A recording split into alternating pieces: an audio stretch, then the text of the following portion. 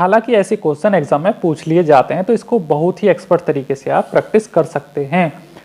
अब मैंने तो एक क्वेश्चन करा दिया आपको। ऐसे क्वेश्चन अगर आपको सीखने हैं तो आप वी के मेहता की बुक ले सकते हैं, एस चांद पब्लिकेशन की, फ्लिपकार्ट पर अवेलेबल है, 400 से 500 रुपए की मिल जाएगी, उसको आप स्टडी कर सकते हैं। मैं भी वहीं से क्वेश्चन लगा रहा हूं आपको, और मैं भी वहीं से स्टडी करता था। ठीक, नेक्स्ट क्वेश्चन यहां से, in which of the following substances, यानी कोई ऐसा substance the resistance decrease with increase in temperature. अरे वाह, ऐसा कौन होता है जिनका रेसिस्टेंस टेम्परेचर बढ़ने के साथ घट जाए? ये तो नेगेटिव टेम्परेचर कोफिशिएंट है सर।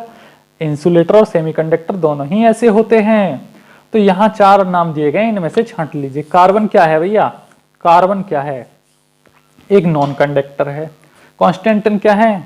तो यहां से जो है इसका करेक्ट ऑप्शन हो जाएगा भैया, सिल्वर भी कंडक्टर है और कॉपर भी कंडक्टर है, कॉन्स्टेंटन भी कंडक्टर है, तो कार्बन हो जाएगा भैया। कार्बन जो है नेगेटिव टेम्परेचर कोफिशिएंट होता है। हालांकि ये नॉन मेटल होते हुए भी करंट को फ्लो तो करा देता है, लेकिन ये नेगेटिव टेम्परेचर कोफिशिएंट होता है। इसीलिए बेसिकली इसका यूज पता है कहां होता है? कॉपर के उसके डीसी मोटर के जो ब्रूस बनाए जाते हैं ना, तो वहां कार्बन का यूज इसीलिए करते हैं ताकि ये गर्मी के कारण जब हीट प्रोड्यूस हो तो जले ना, नेगेटिव टेम्परेचर कोफिशिएंट होता है। ठीक है, तो यहां से option 1 is the correct. Next question है यहां से, द स्पेसिफिक। अब यहां से आप कंफ्यूज हो रहे होंगे कि क्वेश्चन नंबर कभी 72 आ रहा है, कभी कुछ आ रहा है, तो उस पर आप ध्यान मत दीजिए। वो बुक से फोटो खींच के लगाए गए क्वेश्चन है, तो वहां कुछ भी हो सकता है, मैं कहीं से भी उठा लेता हूं जो मुझे बेस्ट क्वेश्चन लगते हैं एग्जाम के लिए। ठीक है, the specific resistance of the material of wire depend upon.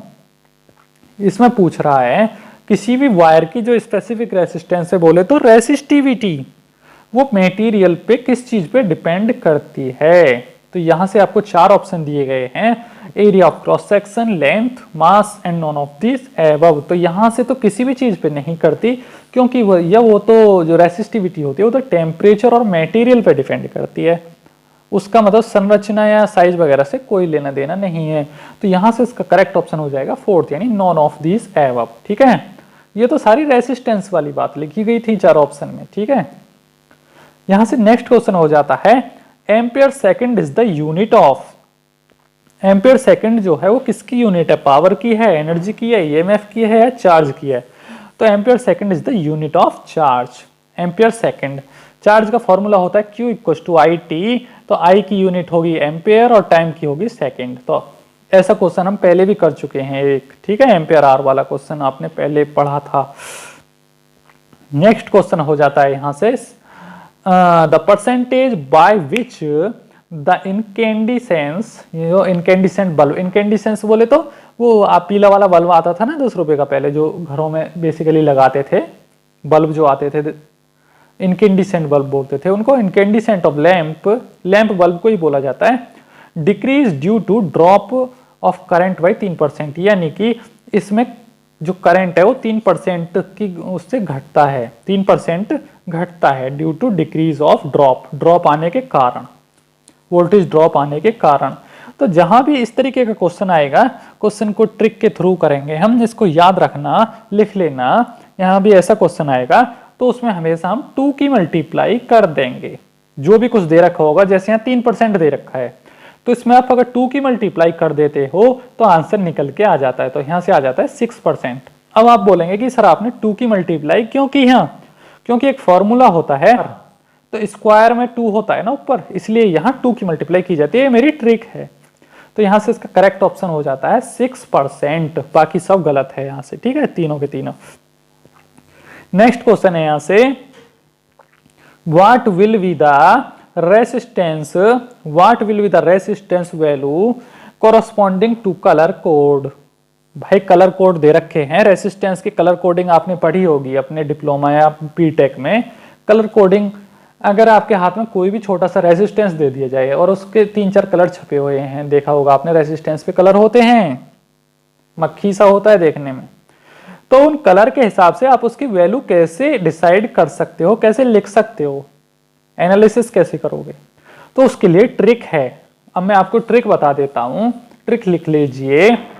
विब्रॉय यानी BBROY यानी विब्रॉय, फिर लिखेंगे आप Great Britain very good wife. ये इसकी ट्रिक है, विब्रॉय Great Britain very good wife. तो यहां से आता है B से ब्लैक, B से ब्राउन, R से रेड, O से ऑरेंज, Y से येलो, G से ग्रीन, B से ब्रिटेन से ब्लू, वेरी से वायलेट, गुड से ग्रे और वाइफ से व्हाइट।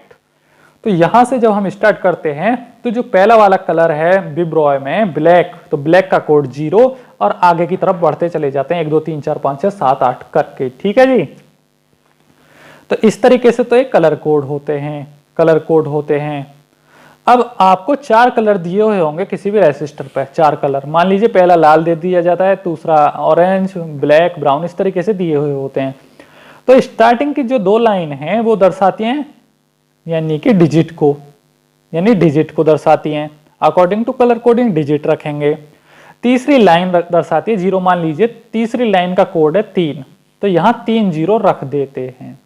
चौथी लाइन जो है वो दर्शाती है टॉलरेंस को, तो उसमें टॉलरेंस कितनी है यानी कि मिलावट कितनी की गई है, प्योर कितना नहीं है।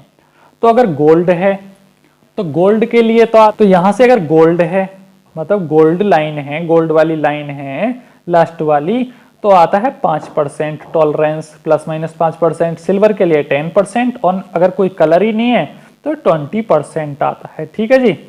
तो यहां से जब आप क्वेश्चन को देखते हैं, आपका क्वेश्चन क्या दिया हुआ है, what will be the resistance value corresponding the colour. पहला कलर है येलो, तो मैंने आपको बताया था स्टार्टिंग के 2 कलर की तो डिजिट लिख देंगे। तो येलो का कोड क्या हो जाएगा यहां से 4 अकॉर्डिंग टू ट्रिक।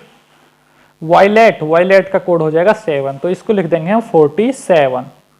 अब चलते हैं आगे ऑरेंज। तो ऑरेंज का कोड होता है भैया आपका 3, ऑरेंज का कोड होता है 3। ट्रिक में आपने याद होगा ऑरेंज का कोड होता है 3, विब्रॉय में ऑरेंज का कोड है 3। तो यहां से हम 3 0 लिख देंगे। तो क्या बना यहां से 47,000 यानी 47,000 हो गया। फिर लिखेंगे हम टॉलरेंस। तो टॉलरेंस हमेशा चौथा वाला कलर दर्शाता है, तो लिखेंगे प्लस माइनस। टॉलरेंस हमेशा प्लस माइनस के साथ लिखी जाती है। लिखेंगे 47,000 प्लस माइनस। अब सिल्वर है तो सिल्वर के लिए टॉलरेंस कितनी होती है 10%, तो आ गया 10%। तो इसका कितना आ गया 47,000 प्लस माइनस 10%। तो यहां से तो ऑप्शन मैच नहीं कर रहा है, तो कैसे कराएंगे ऑप्शन को मैच। अब जो 47,000 दिया हुआ है तो इसको हम क्या बना लेंगे, किलो ओम बना लेंगे, क्योंकि 1 किलो ओम में 1000 ओम होते हैं। तो ये कितना हो गया यहां से 47 kilo ohm. 47 kilo ohm plus minus 10%। तो यहां से आपका ऑप्शन मैच कर जाता है 47 kilo ohm plus minus 10%। Option 1 is the right. इस क्वेश्चन को करने में टाइम इसलिए लगा क्योंकि मुझे इसमें आपको ट्रिक सिखाना था। बाकी क्वेश्चन तो चुटकियों में हो जाता है अगर आपको ट्रिक याद है तो। अब यहां से नेक्स्ट क्वेश्चन है, what will be the resistance value colour corresponding. Colour दिए हुए हैं ब्राउन, ब्लैक, रेड। भाई 3 कलर दिए हुए हैं, चौथा गायब है। चौथा गायब है, उसके लिए टॉलरेंस पहले ही लिखी गई है 20%। 20%। तो नो कलर है तो नो कलर के लिए टॉलरेंस 20% ही होती है। तो ब्राउन का कोड कितना होता है 10 होता है, कितना होता है, तो मैं आपको कंफ्यूज करूंगा, आपको पता होना चाहिए। तो ब्राउन का कोड होता है 1, तो यहां से लिख देंगे आप 1। और जी ब्लैक का कोड कितना होता है 0, क्योंकि स्टार्टिंग में आ रहा है ट्रैक में, तो यहां से हो गया 10। स्टार्टिंग के 2 डिजिट तो खत्म हुई। ब्लैक का कोड कितना होता है भैया, तो ब्लैक का कोड होता है 2 0 यानी 2, तो यहां से 2 0 रख देंगे। 10 के आगे 2 0 और रख देंगे। और टॉलरेंस है 20%, तो यहां से आ गया 1000 प्लस माइनस 20%। तो यहां दिया हुआ है क्या, यहां तो किलो ओम में दे रखा है ऑप्शन, तो यहां 1000 का 1 किलो ओम बना लेंगे। 1 kilo ohm plus minus 20% is the correct option of this question. Next question है यहां से 2 रेसिस्टर हैं, जो 2 रेसिस्टर हैं, दोनों हाथों में पकड़ लीजिए, A and B have resistances R1 and R2 respectively with R1 is less than R2 the resistivities of their material। तो इसका तो भैया ऑप्शन हो जाएगा insufficient of इंफॉर्मेशन insufficient, क्योंकि पूरी इंफॉर्मेशन नहीं दी गई है क्वेश्चन में, तो इसका fourth option is the correct हो जाएगा। 78 वाला जो क्वेश्चन है, S the temperature of metallic resistor, यानी कोई भी रेसिस्टर है उसका जो टेम्परेचर बढ़ा दिया जाता है, is increased, the product of इस रेसिस्टिविटी एंड कंडक्टिविटी क्या आएगा?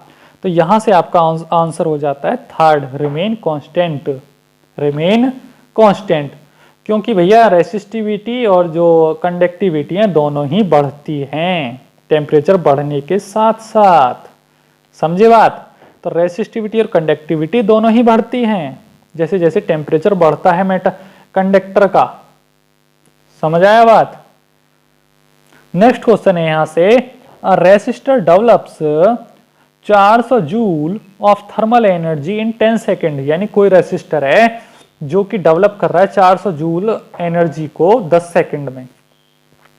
When a current is 2 ampere pass through it, यानी कि किसी भी रेसिस्टर से, रेसिस्टर बोले तो वायर भी हो सकता है भैया, वायर का भी रेसिस्टर होता है, ठीक है। अगर उससे 2 एम्पियर करंट पास कराया जाए तो 10 सेकेंड के अंदर वो कितनी इलेक्ट्रिसिटी पैदा कर रहा है, यानी कितनी गर्मी पैदा कर रहा है? 400 जूल। तो यहां से हम क्या करेंगे, इसको सॉल्व कैसे करेंगे? हमने यहां से पूछा है रेसिस्टर, रेसिस्टर पूछा गया है, तो इसको कैसे सॉल्व करेंगे? सर थोड़ा कंफ्यूज हो गए हम इसको करने में। तो इसमें कुछ भी नहीं है, करने में कुछ भी नहीं है। अब यहां से आप देखेंगे क्या, एनर्जी का फॉर्मूला होता है I²RT। फॉर्मूला लिखिए पहले एनर्जी का, भाई कुछ एक फॉर्मूला लिख लीजिए, जो भी चीज गिवन है तो एनर्जी का फॉर्मूला आपको पता है I²RT होता है। तो अगर इस फॉर्मूले में थोड़ा बदलाव करके हम फॉर्मूला बना लें R = एनर्जी अपॉन I²T, तो फॉर्मूला तो वही रहेगा लेकिन इंटरचेंज हो जाएंगे इसकी वैल्यूज, ठीक है। तो अगर इसमें हमें एनर्जी दिया हुआ है 400, तो 400 को पुट कर देंगे, अपॉन में हमें क्या गिवन है, करंट गिवन है, तो 2 का स्क्वायर कर देंगे, 2 का स्क्वायर, टाइम है 10 सेकेंड तो 10 लिख देंगे। सॉल्व होके आता है यहां से क्या, जब हम इसको फाइनली सॉल्व करते हैं 10 ओम, यानी इसका जो रेसिस्टेंस आ जाता है 10 ओम। तो इसका करेक्ट ऑप्शन हो जाता है फर्स्ट, यानी कि 10 ओम। नमस्कार मित्रों, जय हिंद, वंदे मातरम। इलेक्ट्रिकल इंजीनियरिंग के बैच में आप सभी का स्वागत है। जैसे कि आप सभी को पता